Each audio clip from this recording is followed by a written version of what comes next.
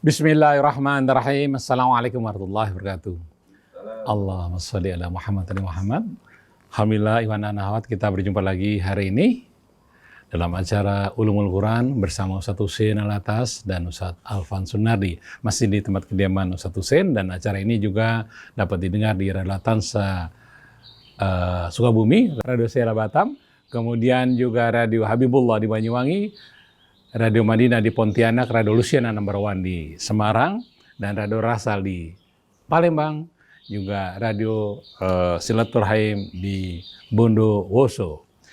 Kita akan mengambil tema antara akhlak dan etika dalam acara Ulumul Quran. Assalamualaikum Ustaz Husein, Ustaz Alfan. Baik, kita mulai acara ini dengan membaca Al-Fatihah. أعوذ بالله من الشيطان الرجيم بسم الله الرحمن الرحيم الحمد لله رب العالمين الرحمن الرحيم مالك يوم الدين إياك نعبد وإياك نستعين اهدنا الصراط المستقيم صراط الذين أنعمت عليهم غير المغضوب عليهم ولا الضالين.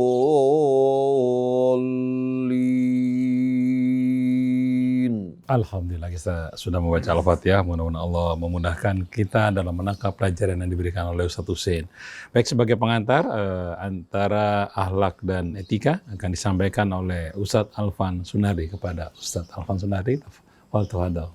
Bismillahirrahmanirrahim. Assalamualaikum warahmatullahi wabarakatuh. Waalaikumsalam warahmatullahi wabarakatuh. Alhamdulillahi rabbil alamin. Wabihi nasta'inu ala umuri dunya waddin. Wassalatu wassalamu ala ashrafil anbiya'i wal mursalin. Sayyidina Muhammadin wa ala alihi tayyibin at-tahirin wa ashabihil akramin al-mayamin al-muntajabin wa man tabi'ahum bi ihsani ila yaumiddin. Subhanaka la ilma lana illa ma 'allamtana innaka antal alimul hakim. Rabbi shrah li sadri wa yassir li amri wahlul 'uqdatam min lisani yafqahu qawli, amma ba'du.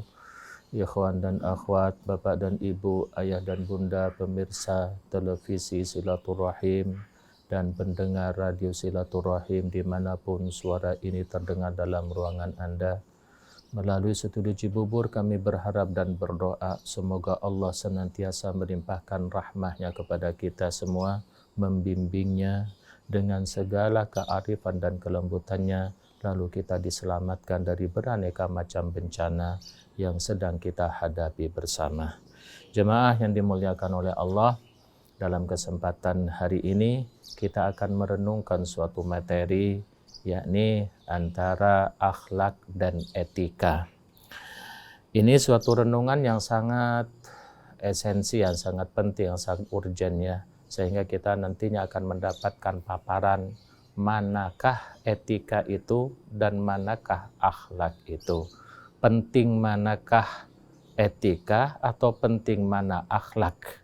Karena banyak juga orang yang lemah lembut, yang betul-betul seolah-olah empati dan memperhatikan kepada kita, tetapi ujung-ujungnya justru menusuk kita. Nah, apakah itu etik, apakah itu akhlak? Dan kalau misalkan kita ingat sabda baginda Nabi ditegaskan dalam misinya, innama bu'istu liutammima makarimal akhlak. Sesungguhnya aku hanyalah diutus untuk menyempurnakan akhlak. Wa mal akhlak, dan apakah akhlak itu? Apakah sama etika dengan akhlak itu?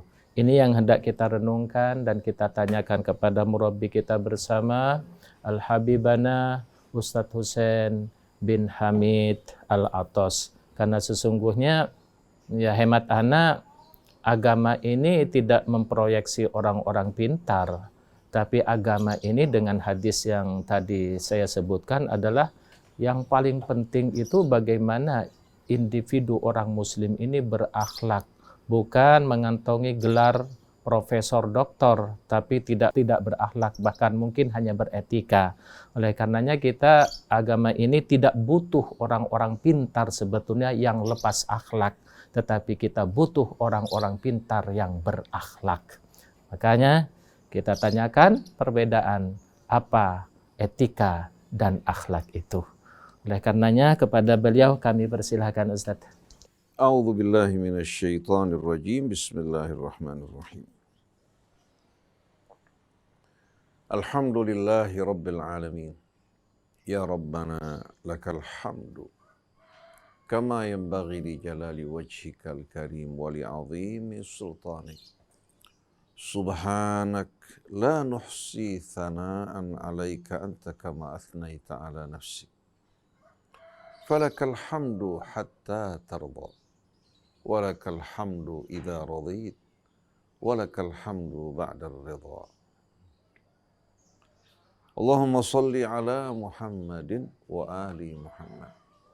Kama sallaita ala Ibrahim wa ali Ibrahim.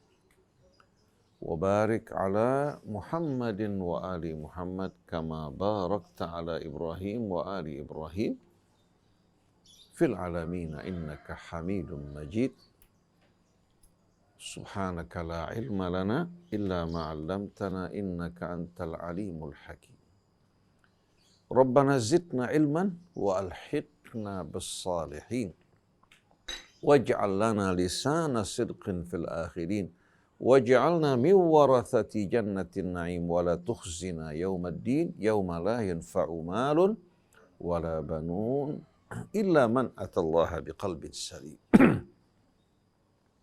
Amma ba'du ikhwan akhwat, pendengar, pemirsa radio TV Silaturahmi yang dirahmati Allah. Begitu juga Ustadz Alfan yang menemani kita, Ustadz Muhammad Krisna, tamu kita Ustadz Junaidi, Atep, begitu juga Neza dan semua kru, dan semua orang-orang yang bekerja sama dalam memperjuangkan berdirinya dan berlangsungnya media dakwah kita untuk mengajak umat kembali kepada Allah, bersatu dalam agamanya. Semoga Allah Subhanahu wa ta'ala menerima amal kita semua. Saya ucapkan salamullahi alaikum jami'an wa rahmatullahi wa barakatuh. Ikhwan akhwat yang dirahmati Allah. Tema kita pada pagi hari ini adalah antara akhlak dan etika. Antara akhlak dan etika. Apa itu akhlak? Apa itu etika? Kalau kita memperhatikan kata akhlak yang merupakan bentuk jamak dari kata khuluq.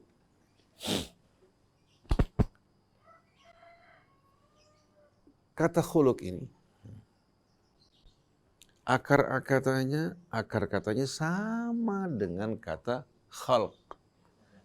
Jadi kata kerja asalnya khalaqa yakhluqu khalqan. Nah, kata khuluq ini juga sebetulnya apa? Terdiri dari huruf dan akar kata yang sama. Perbedaannya, kata al-khalq bersifat umum dan luas. Yaitu kembali kepada apa-apa yang diciptakan Allah Subhanahu wa ta'ala dari ketiadaan. Juga menggambarkan kesempurnaan. Jadi kata al-khalq adalah menciptakan sesuatu dari ketiadaan yang penuh dengan apa? Penuh dengan ukuran yang penuh keseimbangan dan kesempurnaan. Sedangkan kata khuluq juga menggambarkan arti apa? Sesuatu yang diciptakan. Sesuatu yang diciptakan tapi kembali kepada hal yang bersifat maknawi. Dan khusus yaitu sesuatu yang Allah ciptakan dan tanamkan dalam jiwa manusia. Sesuatu yang Allah ciptakan dan tanamkan dalam jiwa manusia. Jadi bukan pendidikan dari luar, tapi sesuatu yang Allah tanamkan secara ilham dalam jiwa manusia. Oleh karena itu, peran para nabi dan rasul bukan menanamkan nilai-nilai akhlak dalam jiwa manusia, tapi peran mereka adalah mengasuh, memupuk nilai-nilai akhlak yang telah ada dalam jiwa manusia. Di samping mengasah dan mengasuh juga memperbaiki. Memperbaiki apa? Akhlak yang rusak disebabkan oleh pengaruh pendidikan, pengaruh lingkungan, kebiasaan-kebiasaan yang buruk, akhirnya membuat akhlak yang ditanamkan Allah dalam jiwa manusia mengalami pencemaran. Nah, para nabi diutus oleh Allah Subhanahu wa taala termasuk nabi kita, misi utamanya adalah menyempurnakan akhlak manusia. Dengan mengembalikan jiwanya kembali kepada Allah. Merasakan pengawasan Allah terhadap dirinya. Dan juga meyakini bahwa setiap perbuatan dan perilakunya akan dibalas oleh Allah. Apabila melakukan kebaikan dengan balasan yang lebih baik, yang melakukan perbuatan buruk juga akan menerima akibatnya. Menumbuhkan kesadaran dalam dirinya hingga dia mampu untuk membersihkan jiwanya dari kebiasaan-kebiasaan yang buruk hingga akhlaknya kembali cemerlang. Jadi Nabi bukan diutus oleh Allah Subhanahu wa taala untuk menanamkan nilai-nilai akhlak, tapi untuk memperbaiki, mengasah, mengasuh, menumbuhkan dan menyempurnakan hingga manusia kembali seperti keadaannya pertama kali diciptakan oleh Allah. Laqad khalaqnal insana fi ahsani taqwim.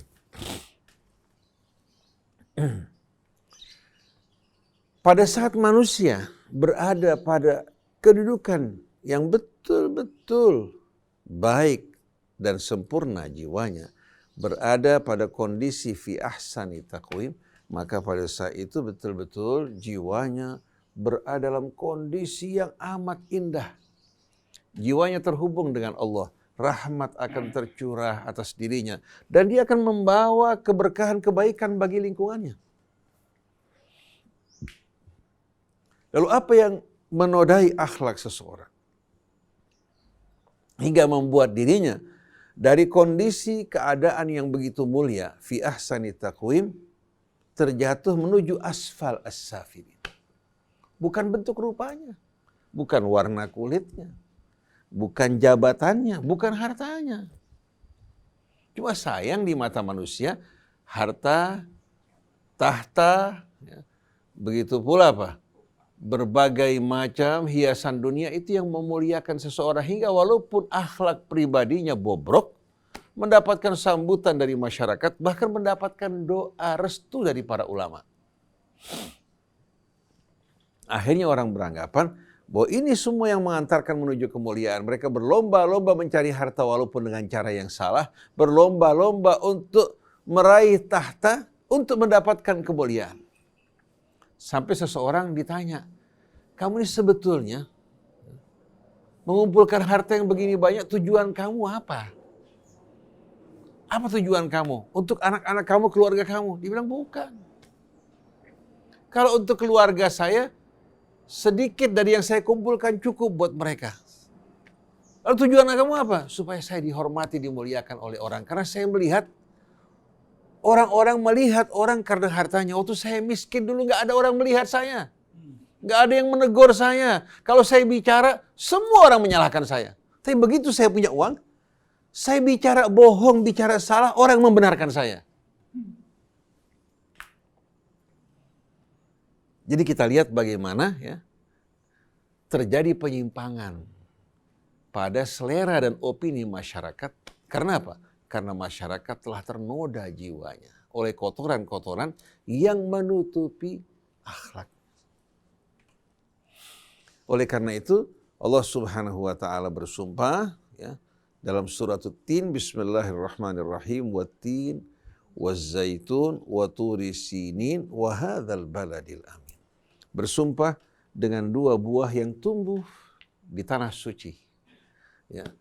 Bukit Tur Saina mengingatkan kepada Musa dan nabi-nabi dari Bani Israel. Juga secara tidak langsung mengisyaratkan akan manfaat dari kedua buah tersebut, baik zaitun maupun tin. Kemudian wa turi sinin, Bukit Tur Saina. Ya. Wa hadzal baladil amin, dan kota suci yang aman dan tenteram. Bukit Tur Saina di samping mengingatkan kepada Musa, juga di wilayah-wilayah tersebut para nabi dari Bani Israel dilahirkan. Sedangkan Al-Balad Al-Amin, tempat di mana Nabi kita Muhammad SAW dilahirkan. Setelah itu Allah Subhanahu wa taala lanjutkan sebagai jawaban dari sumpah tadi, laqad khalaqnal insana fi ahsani taqwim. Sesungguhnya kami telah menciptakan makhluk yang bernama insan ini. Apapun suku mereka, apapun bangsa mereka, apapun warna kulit mereka, kami ciptakan ya, ketika keluar dari kami berada dalam kondisi yang amat sempurna dan penuh keseimbangan.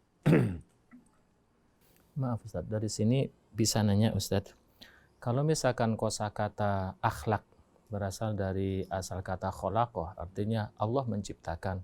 Allah menciptakan itu bukan sekedar manusia saja, tetapi adalah seluruh jagat raya ini, termasuk tumbuh-tumbuhannya, udaranya, planet-planetnya. Tetapi mengapa yang Allah kuatkan di dalam surat At-Tin ini justru al-insan, laqad khalaqnal insana?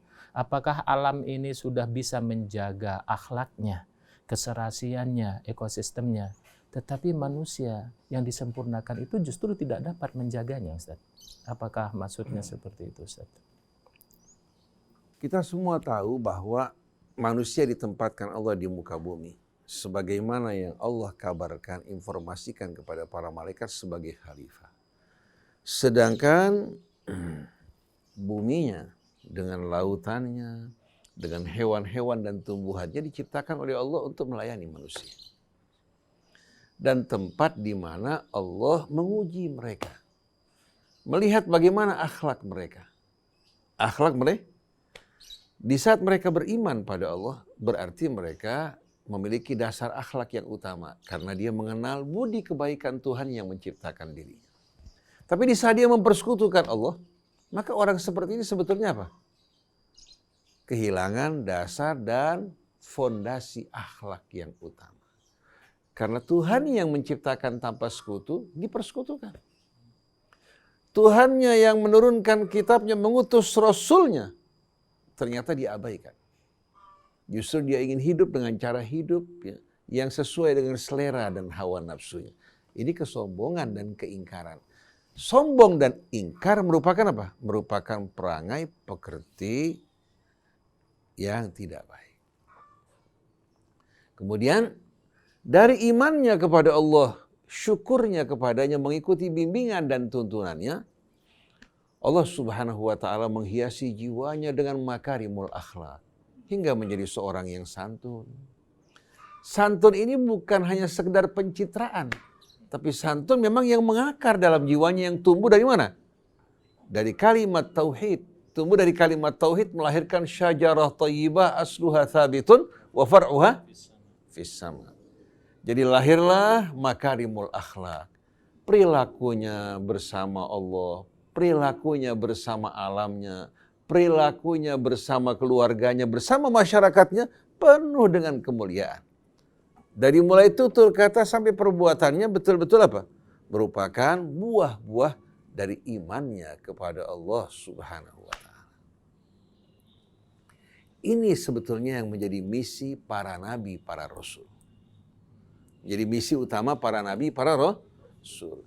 Nah, kalau manusia sebagai khalifah diberikan pilihan untuk memilih cara hidupnya, sedangkan alam raya semua diciptakan oleh Allah Subhanahu wa taala dengan hukum-hukum dan aturan yang mengendalikan dirinya. Contohnya, bumi kita melakukan rotasi bukan dengan pilihannya. Ketika dia juga mengelilingi matahari selama 1 tahun juga bukan dengan pilihannya. Begitu pula matahari bersama seluruh planet mengitari pusat galaksinya dengan penuh keseimbangan bersama planet-planet yang menyertainya, itu juga semua merupakan ketentuan dan aturan Allah. Kalau dikembalikan kepada pilihannya sebagaimana manusia, bisa-bisa nanti akhirnya apa? Malam datang terlambat, atau siang datang terlambat, atau bisa kompromi karena uang suap. Tergantung siapa yang bayar. Bahaya enggak? Oleh karena itu Allah kasih ya, alam raya bahkan termasuk fungsi dari organ tubuh kita. Semua diatur oleh Allah Subhanahu wa taala secara langsung. Kita yang memilih makanan kita. Terkadang kita memilih makanan yang beresiko buruk untuk kesehatan kita. Hanya karena enak. Begitu masuk melintasi kerongkongan kita, ya, subhanallah, semua sistem bekerja secara otomatis. Betul enggak? Kalau seandainya kita harus mengoperasikan pencernaan kita, kapan kita mau istirahat? Kita mengoperasikan fungsi jantung kita, paru-paru kita, begitu pula kedua ginjal kita. Kira-kira kapan kita akan beristirahat? Tapi Allah Subhanahu wa taala dengan rahmatnya Ar-Rahman Ar-Rahim menangani semua ini. Lalu Allah Subhanahu wa taala meminta kepada manusia untuk apa? Untuk mengikuti petunjuknya bukan karena kebutuhan Allah, tapi demi keselamatan dan kebahagiaan. Semua perintah Allah demi kebaikan manusia. Semua larangan Allah untuk menjauhkan manusia dari berbagai macam mara bahaya. Oleh karena itu, orang yang beriman kepada Allah, imannya betul-betul meresap menuju sel-sel jiwanya, maka orang seperti ini pasti akan melahirkan akhlak dan pekerti yang luhur. Tapi apabila jiwanya dikuasai oleh hawa nafsu, tujuan hidupnya bukan lagi Allah, bahkan dia ingkar dan tidak bersyukur kepada Allah walaupun memiliki pendidikan yang tinggi, bahkan walaupun dia hafal Al-Quran, hafal sekian puluh ribu hadis, hafal nasihat-nasihat para ulama dan para pujangga, semua ini tidak akan berguna. Semua ini tidak akan berguna. Maka tampilan yang ditampilkan di muka umum sebetulnya hanya merupakan pencitraan. Oleh karena itu, yang menjadi apa? Menjadi faktor utama dalam melakukan perbaikan terhadap manusia dan membawa perbaikan terhadap masyarakat adalah akhlak dan pekerti yang luhur. Seorang yang hafidh Al-Quran, seorang yang menguasai ilmu agama, bergelar PhD, baik tamat dari Al-Azhar, Ummul Qura, dari manapun juga. Kalau ilmu yang dipelajari, ayat-ayat yang dihafal, tidak diresapi dan tidak diamalkan, dibandingkan seorang awam yang memiliki sedikit ilmu tapi meresapi, menghayati, mengamalkannya hingga melahirkan akhlak pekerti yang luhur, maka si awam di mata Allah Subhanahu wa taala jauh lebih mulia. Bahkan mungkin tidak dapat dibandingkan, tidak ada perbandingannya. Perbandingannya mulia dengan lebih mulia. Tapi kalau yang mulia dengan yang hina, ulama-ulama yang perilakunya tidak baik, yang menjual ayat-ayat Allah, yang mengejar kehidupan dunia, orang seperti ini wal iyadzubillah sama dengan iblis laknatullahi alaih. Daya rusaknya amat tinggi. Jadi kita kembali kepada apa? Kepada akhlak yang berasal dari kata khuluq dengan kata khalq sebetulnya bersumber dari akar kata yang sama. Cuma kalau al-khalqu menggambarkan apa? Penciptaan Allah secara umum. Sedangkan al-khuluq yaitu nilai akhlak pekerti yang luhur yang ditanamkan Allah dalam jiwa. Oleh karena itu Allah Subhanahu wa ta'ala berfirman, wa nafsin wa ma sawwaha, demi jiwa. Bagaimana Allah Subhanahu wa ta'ala menciptakan jiwa ini? Ya. dengan muatannya. Penuh keseimbangan, kesempurnaan. Waktu keluar dari tangan Allah, betul-betul keluar dalam keadaan bersih, suci, walaupun ayahnya seorang musyrik. Walaupun ayah dan ibunya hidup dalam perbuatan kotor, anak ini keluar dalam keadaan fitrah yang bersih. Kullu mauludin yuladu alal fitrah. Yang merusaknya adalah kebiasaan-kebiasaan yang buruk melalui pendidikan, melalui lingkungan. Oleh karena itu perlu kita menjaga anak kita untuk tidak menyaksikan tayangan-tayangan yang tidak baik. Karena ini tanpa disadari diserap. Diserap bahkan lebih cepat penyerapannya daripada menyerap yang baik. Karena apa? Dukungan syaitan.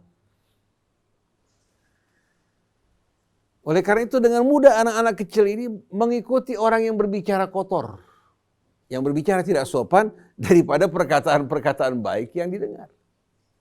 Tapi dengan menjaga dirinya semenjak kecil untuk terbiasa berkata baik, berbuat baik, akan betul-betul menyatu dengan nilai-nilai yang telah ditanamkan Allah Subhanahu wa taala dalam jiwanya. Lalu kalau kita telah memahami apa itu akhlak ya, yang diambil dari kata khuluq yang berakar kata sama dengan kata al-khalq yang berarti ciptaan. Allah berfirman wa nafsin wa ma sawwaha. Lalu Allah terangkan fa'alhamaha fujuraha wa taqwaha. Artinya sebelum manusia belajar, mengenal pendidikan, Allah telah menanamkan dalam jiwa manusia secara ilham. Secara apa? Ilhami, ya, naluri. Naluri ya, yang membantu dirinya untuk membedakan mana fujur, mana taqwa. Mana baik, mana buruk.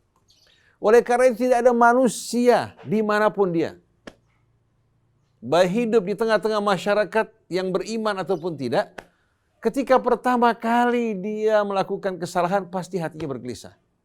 Pokoknya dia berbohong, dia menyakiti orang, hatinya pasti akan apa? Akan bergelisah. Karena Allah jadikan kebaikan, kebenaran itu membawa rasa tentram. Sedangkan perbuatan buruk menimbulkan kegelisahan. Kamu bisa menipu orang lain, tapi kamu tidak akan mampu untuk menipu diri sendiri. Oleh karena itu, banyak orang-orang yang berilmu memberikan fatwa-fatwa yang tidak benar di tengah masyarakat awam. Awam bisa mengatakan, kamu berkhianat. Padahal ini awam. Bisa mengatakan, kamu khianat. Betul tidak?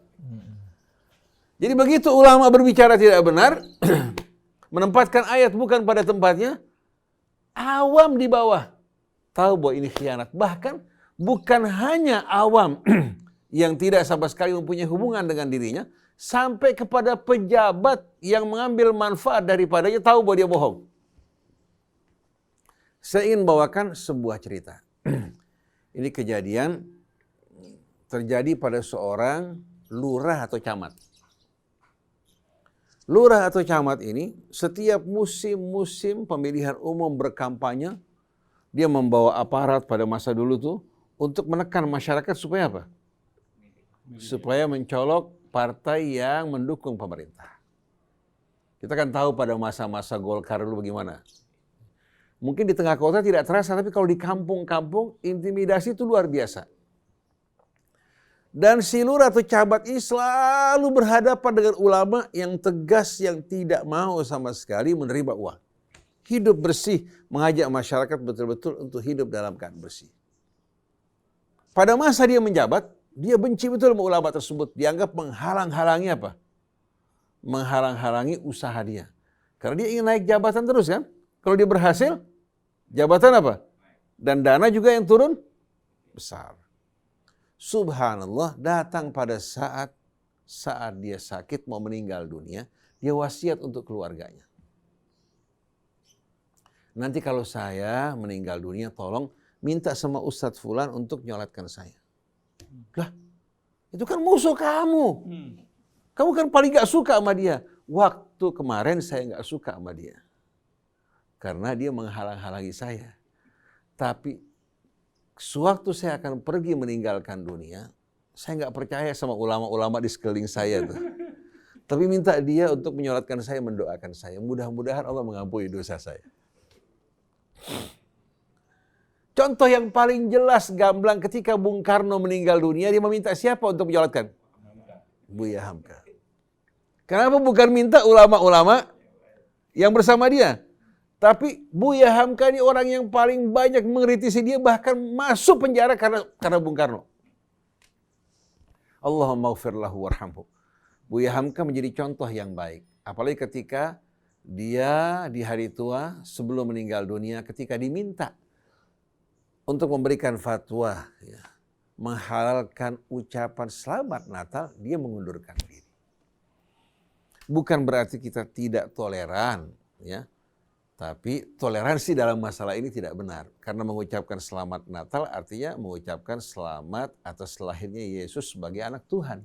Sedangkan kita mengimani dia sebagai apa? Nabi. Sebagai Nabi dan Rasul. Jadi silahkan umat Kristiani yang mau menjalankan atau merayakan Natal silahkan. Tapi jangan mengajak kita untuk toleransi dalam hal-hal yang bertentangan dengan iman kita. Nah, Buya Hamka, Allahumma ighfir lahu warhamhu, ya, wa'afihi wa'afu anhu wahsyurhu ya Rabbana fi zumrati nabiyyika Muhammadin sallallahu alaihi wasallam, bersikap tegas dalam masalah ini. Dia meninggalkan dunia tidak memiliki harta yang banyak, tapi dia meninggalkan kemuliaan dan tauladan bagi kita semua. Jadi kita lihat bagaimana Bung Karno minta disolatkan oleh Buya Hamka yang dimasukkan dalam penjara. Artinya apa? Walaupun Bung Karno, ya, lawan dari Buya Hamka, tapi nuraninya tidak bisa berbohong. Betul enggak? Begitu juga lurah dan camat yang saya sebutkan tadi. Dia tidak mau disolatkan oleh teman-teman ulamanya yang mendukung dia, tapi minta disolatkan oleh apa? Ulama yang selama ini menjadi apa? Lawan dia. Oleh karena itu ketika Nabi ditanya tentang al-haq dan al-batil, Nabi mengatakan apa? Tentang baik dan buruk. Al-khairu matma'annat ilaihi nafsuk. Kebaikan itu adalah satu perbuatan yang kamu lakukan, hati kamu tenang. Wala tastahi an yattaliya alaihin nas. Dan kamu tidak malu, tidak izin kalau orang lihat perbuatan kamu. Tapi wasyar mahaka fi sadri. Yang buat hati kamu enggak tenang, bergelisah. Wa in aftakal muftun, walaupun semua orang memberikan fatwa, kamu benar, hati kamu akan gelisah. Nah, ini rahasia, ya. Rahasia apa? Rahasia yang Allah tanamkan dalam jiwa manusia hingga manusia nggak bisa bohong di hadapan Allah walaupun mulutnya bersumpah-sumpah. Yauma yab'atsuhumullahu jami'an fayahlifuna lahu kama yahlifuna lakum wa yahsabuna annahum ala syai'in ala innahum humul kadzibun. Ketika Allah bangkitkan mereka semuanya, mereka sumpah-sumpah di hadapan Allah. Sumpah di hadapan Allah dalam keadaan berbohong. Mereka beranggapan bisa menipu Allah sebagaimana mereka menipu manusia. Ketahuilah mereka adalah orang-orang yang berdusta. Yang paling tidak mengenakan itu kalau kita menipu diri sendiri. Kalau kita menipu diri sendiri, kemanapun kita pergi, kita nggak pernah merasa nyaman. Walaupun kemana kita pergi disambut orang, dicium tangan kita, dielu-elukan, tapi hanya Allah yang tahu bagaimana penderitaan dia.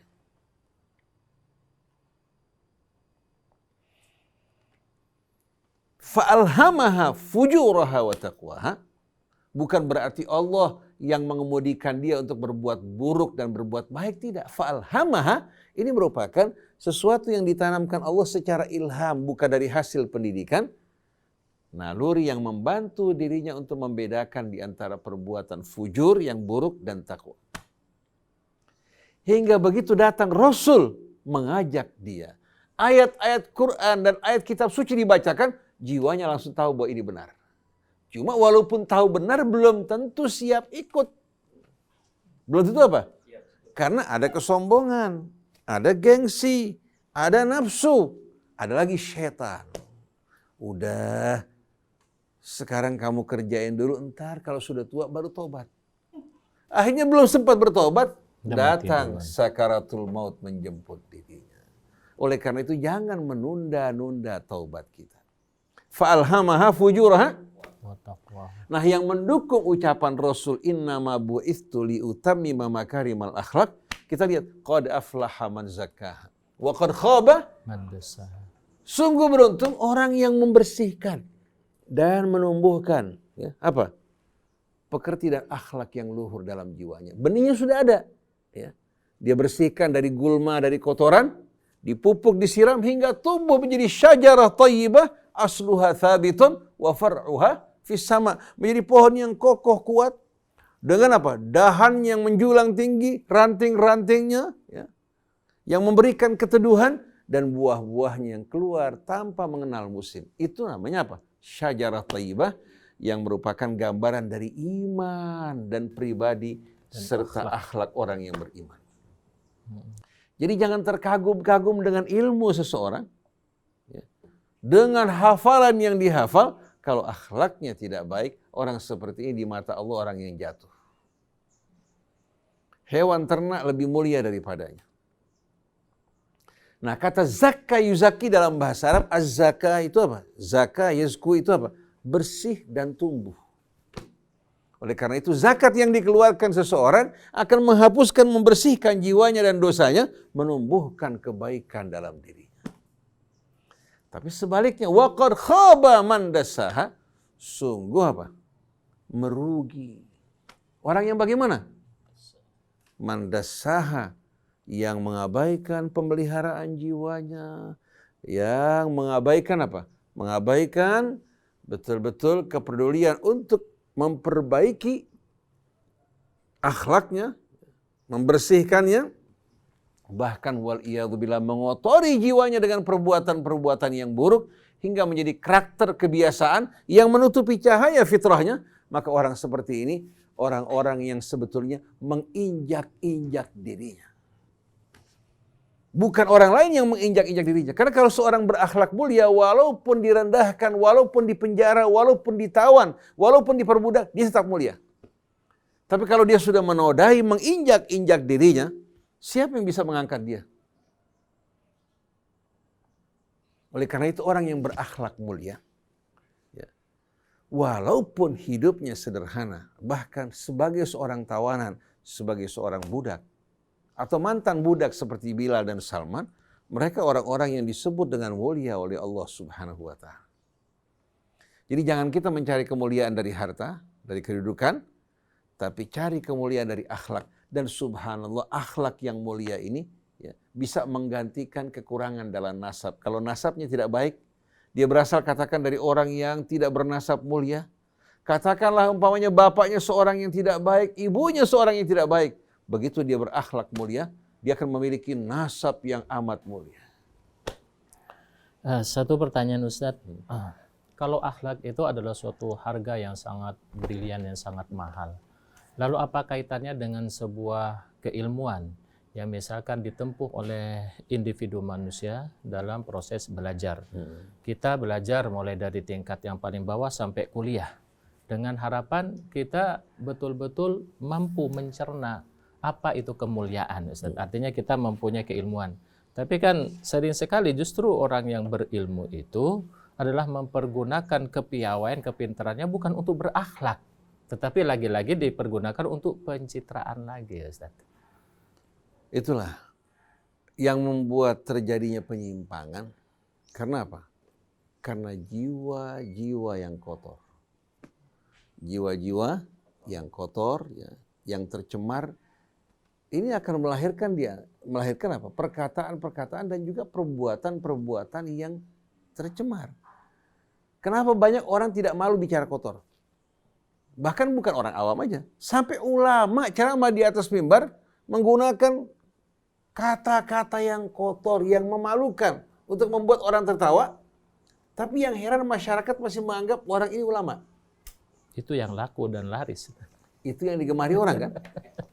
Yang banyak viewernya di YouTube, orang seperti ini. Ini menunjukkan bukan hanya ulamanya yang rusak, tapi masyarakat juga opini seleranya rusak. Maka tugas kita bukan mencerca, mencaci, memaki. Tugas kita berupaya melakukan perbaikan melalui apa? Melalui akhlak dan pekerti yang luhur. Dimulai dari diri kita. Jangan hanya sekedar ceramahnya indah, tapi perilaku ustadznya sama ulamanya apa? Tidak sama sekali menyatu dengan ucapannya money oriented, orientasinya materi. Bukan orientasinya untuk apa? Untuk mencari keridhaan Allah dan melakukan perbaikan. Maka yang dipuji oleh Allah, walladzina yumassikuna bil kitabi wa aqamus shalah inna la nudhi'u ajral muslihin. Orang-orang yang berpegang kepada Alkitab, mendirikan salat, kami tidak akan menyia-nyiakan ganjaran orang yang melakukan perbaikan. Jadi perintah Allah kepada kita melakukan islah, perbaikan. Bukan menambahkan keburukan semakin menjadi-jadi. Kalau kita mencaci, memaki, hanya akan membuat keburukan semakin apa? Semakin bertambah. Tapi kalau kita melakukan perbaikan, ya, setiap ada perbaikan atau setiap orang mendapatkan hidayah disebabkan kita, Allah berikan kita ganjaran yang tak terhingga. Ini saham yang luar biasa. Oleh karena itu, kehidupan dunia dan seluruh isinya sebetulnya tidak berarti dibandingkan satu perbaikan yang kita lakukan. Nah, selanjutnya Ustaz Alfan tadi. Qad aflaha man zakaha wa qad khaba man dassaha. Jadi yang beruntung adalah orang-orang yang membersihkan, mensucikan jiwanya, kemudian menumbuhkan nilai-nilai dan pekerti yang mulia. Sedangkan yang merugi orang yang menginjak-injak, menodai dirinya sendiri dengan perbuatan-perbuatan buruknya. Nah, kalau dikaitkan dengan surat At-Tin, laqad khalaqnal insana fi ahsani, sesungguhnya kami menciptakan manusia dari yang pertama-tama berada dalam kondisi yang betul-betul seimbang dan penuh kesempurnaan. Thumma radatnahu asfala safilin. Thumma di sini menunjukkan apa?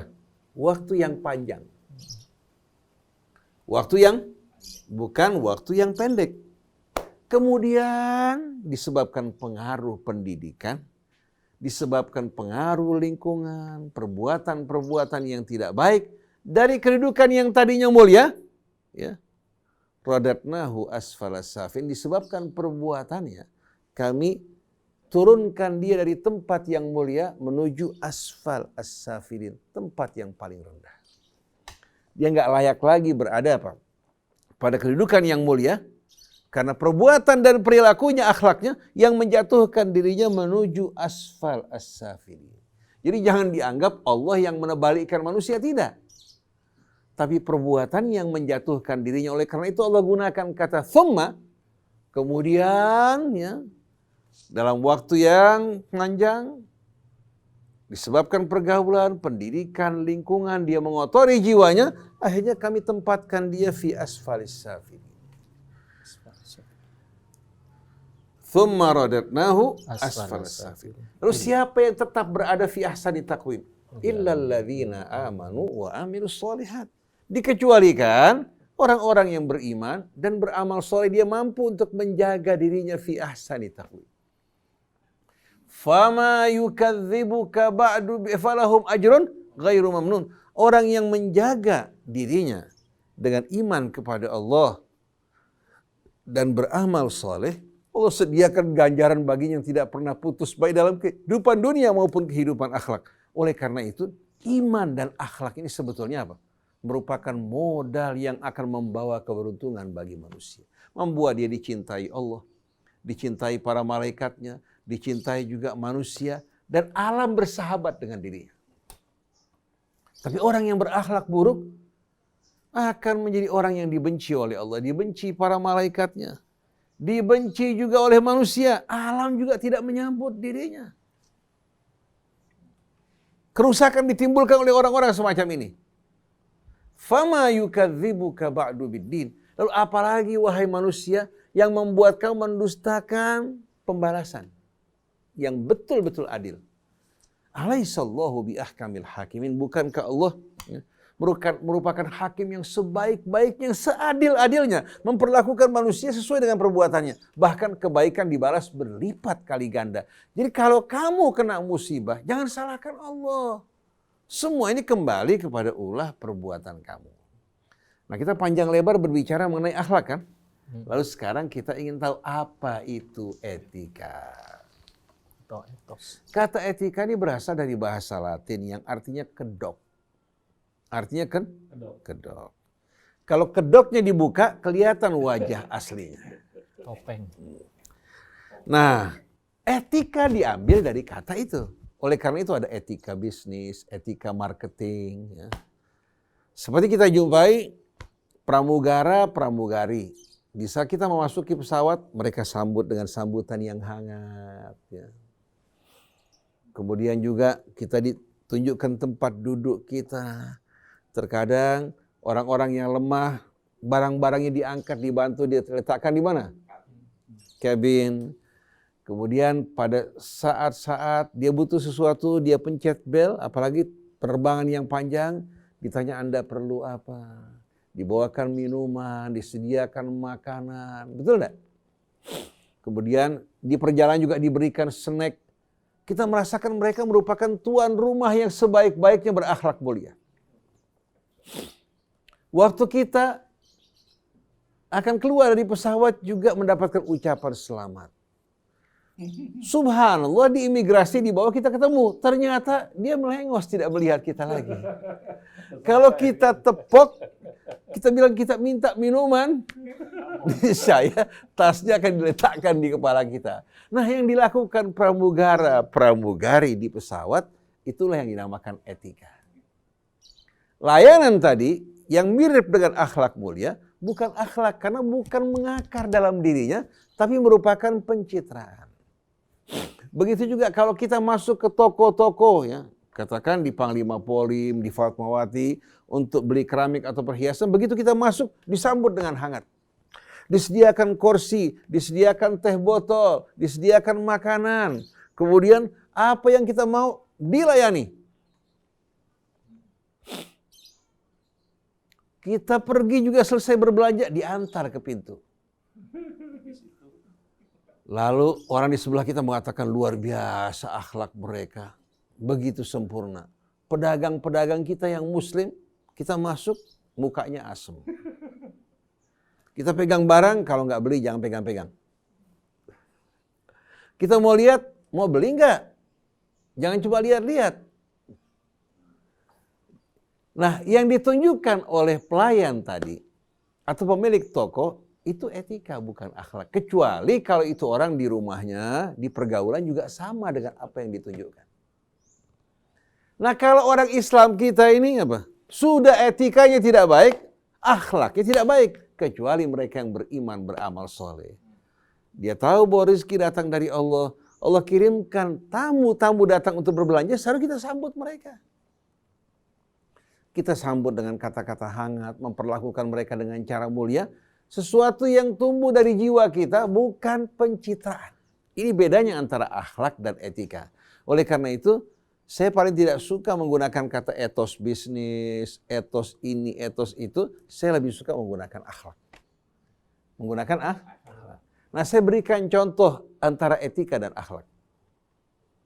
Ketika kemarin, ya, di Amerika, ya, wabah corona sedang merajalela, kita dengar bagaimana terjadi penjarahan. Masyarakat Amerika yang biasanya taat hukum, keluar dari rumah mereka, datang untuk menjarah toko-toko. Kenapa mereka melakukan hal ini? Di Indonesia, alhamdulillah, ya, walaupun kita tidak mengatakan keislaman mereka sempurna, mereka bersabar menghadapi cobaan ini. Bersabar menghadapi apa? Cobaan. Kesulitan yang jauh lebih sulit dibandingkan rakyat Amerika. Makan yang mereka makan juga, makan yang mereka makan tidak berarti apa-apa. Tapi rakyat Amerika, jangankan manusianya, anjing saja makannya istimewa. Tapi kenapa rakyat di Amerika begitu mengalami cobaan sedikit, langsung mereka melakukan perbuatan-perbuatan yang melanggar hukum. Termasuk diantaranya di Teluk Meksiko ketika badai Catherine, ya, melanda Teluk Meksiko, saya ingat, lampu mati, rakyat Amerika langsung menjarah toko-toko, melakukan kejahatan. Padahal yang tadinya dikenal sebagai orang-orang baik. Kenapa? Karena selama ini mereka hidup dengan etika, bukan dengan akhlak. Nah, saya bukan hanya melontarkan kritikan terhadap rakyat di Eropa, di Amerika, karena di antara mereka juga terdapat orang yang berakhlak mulia. Di tengah masyarakat Islam, di tengah-tengah negara Arab kalau kita lihat ya, cara hidup mereka wal'iyadzubillah tidak sesuai dengan akhlak Islam. Sekarang kita saksikan bagaimana kejahatan yang dilakukan Saudi dan Emirat Arab terhadap Yaman. Apakah itu sesuai dengan akhlak manusia? Binatang masih lebih baik. Binatang hanya memburu pada saat lapar. Pada saat kenyang, walaupun kijang menari-nari di hadapannya tidak akan buru. Kalau seekor harimau kenyang sama singa, ada kijang di depannya, dia buru enggak? Tidak. Dia hanya akan berburu pada saat dia lapar. Kalau manusia perutnya sudah kenyang, betul enggak? Jaminan simpenannya juga cukup banyak, masih serakah ingin menguasai yang di kantong orang. Coba lihat. Nah, manusia-manusia seperti ini sudah kehilangan kemanusiaannya. Nah, yang kita jumpai di Saudi Arabia, di mana terdapat 2 kota suci Mekah, dengan kejahatan yang dilakukan pemerintahannya, didukung oleh ulama-ulamanya, bahkan mendapatkan doa dari imam Masjid Al-Haram, ini menunjukkan bahwa mereka lebih buruk dari binatang. Jadi jangan kita tertipu dengan Quran yang mereka baca, karena Nabi mengatakan rubba talin bil Quran wal Quran yal'anhu. Berapa banyak orang baca Quran, Quran melaknat dirinya. Kita malu sebetulnya. Umat Islam tampil dengan wajah yang begitu buruk, tapi bangga. Juga mutilasi yang dilakukan oleh apa? Oleh intelijen Saudi Arabia terhadap apa? Terhadap Khashoggi di Turki. Datang ke kedutaan mereka untuk mendapatkan visa atau perpanjangan, tahu-tahu apa yang terjadi? Dimutilasi. Dan dunia menyaksikan perbuatan tersebut. Ini menggambarkan ini bukan manusia, ini binatang. Lebih dahsyat daripada binatang. Jadi kita betul-betul ingin bersikap adil terhadap masyarakat manapun juga. Apapun agamanya, kita jumpai di tengah-tengah mereka ada orang yang memiliki akhlak yang mulia.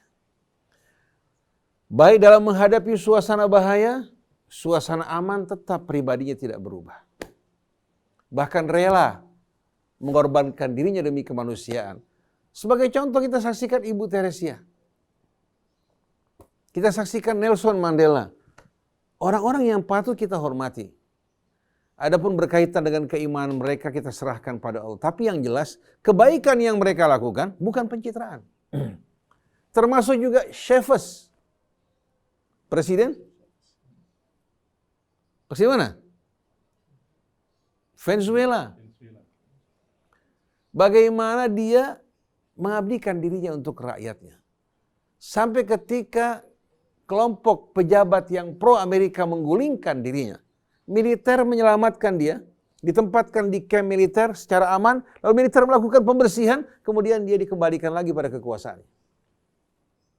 Kenapa? Rakyat mencintai dirinya, sampai masa jabatannya 2 kali habis diperpanjang.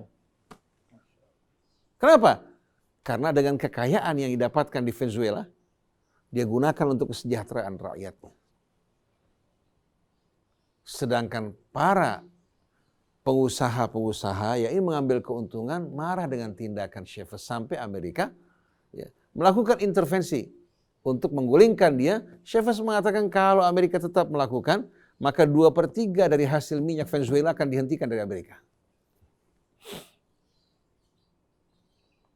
Pemimpin-pemimpin yang memiliki akhlak yang mulia akan tetap dicintai, dihormati masyarakat. Tapi berapa banyak pemimpin-pemimpin dari dunia Islam yang hanya berpikir soal perut dan kemaluannya tanpa rasa malu sedikit pun dan melakukan kejahatan terhadap kemanusiaan. Nah, apa-apa yang mereka tampilkan di muka umum itu merupakan etika-etika. Tapi perbuatan-perbuatan perilaku mereka yang sebenarnya mencerminkan pribadi mereka yang sebenarnya wal'iyadzubillah. Jadi kata etika diambil dari kata etos yang berarti kedok, topeng. Nah, yang selama ini kita jumpai di tengah masyarakat Islam pada saat ini, di tengah-tengah orang yang kelihatannya santun, tata keramanya cukup baik, sampai orang mengatakan ini pejabat fulan luar biasa akhlaknya, menyambut orang. Cuma sayang dia koruptor.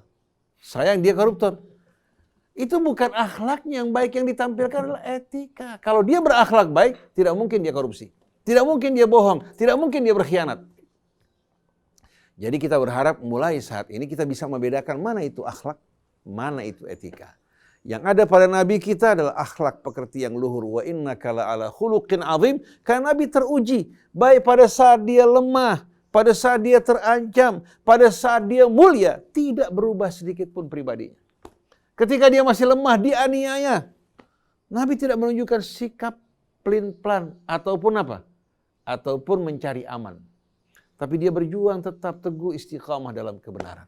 Ketika dia mendapatkan kemuliaan memasuki kota Mekah, menjumpai orang yang pernah mengusir menyakitinya, dia mengatakan idhabu wa antumut tulaqa.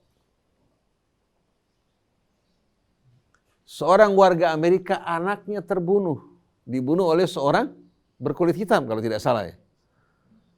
Di pengadilan dia memberikan maaf pada orang tersebut. Saat dihukum, anaknya pun tidak akan hidup kembali. Dia mengatakan yang saya benci bukan Anda. Yang saya benci syaitan yang mendorong Anda untuk melakukan kejahatan tersebut. Kita lihat ini manusia biasa, bukan Rasul. Tapi bisa memberikan maaf.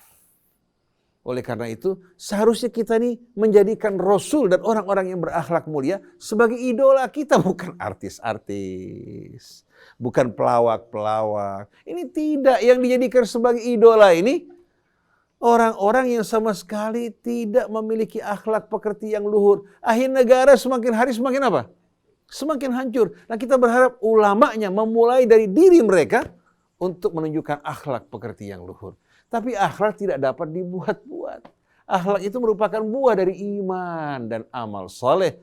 Sedangkan yang buruk merupakan apa? Merupakan pencemaran yang menodai jiwa manusia, menutupi fitrahnya. Jadi demikianlah ikhwan akhwat yang dirahmati Allah Subhanahu wa taala, renungan kita pada pagi hari ini yang semuanya insya Allah kembali kepada Al-Quran ya, dengan tema antara akhlak dan etika. Mudah-mudahan Allah menghiasi kita dengan akhlak yang mulia. Bukan menjadikan kita orang yang memiliki etika, penampilan, pencitraan yang baik, tapi justru dalamnya merupakan kebobrokan dan kerusakan. Wal-iyadzubillah. Oleh karena itu, orang yang berakhlak mulia, orang yang benar-benar paling dicintai Allah Subhanahu wa taala. Mudah-mudahan Allah menghiasi kita dengan akhlak yang baik, menjadi kehormatan buat kita, buat keluarga kita, dan melakukan perbaikan di sekeliling kita semuanya. Subhanakallahumma wa bihamdik, asyhadu an la ilaha illa anta astaghfiruka wa atubu ilaik, wal afu minkum, wassalamualaikum warahmatullahi wabarakatuh. Waalaikumsalam warahmatullahi wabarakatuh. Terima kasih Ustaz Alvan Sunardi atas penjelasannya, sehingga kita menjadi jelas apa perbedaan etika dengan akhlak. Baik, terima kasih. Kita akan jumpa lagi dalam waktu. Saya Muhammad Krisna, Atep Setiabudi, Neza, Fahri, juga Anis Mualim, juga Yusuf, dan Ustadz Junaidi yang juga hadir di sini. Mohon maaf. Terima kasih atas perhatiannya. Wabillahi taufiq wal hidayah. Wassalamualaikum warahmatullahi wabarakatuh.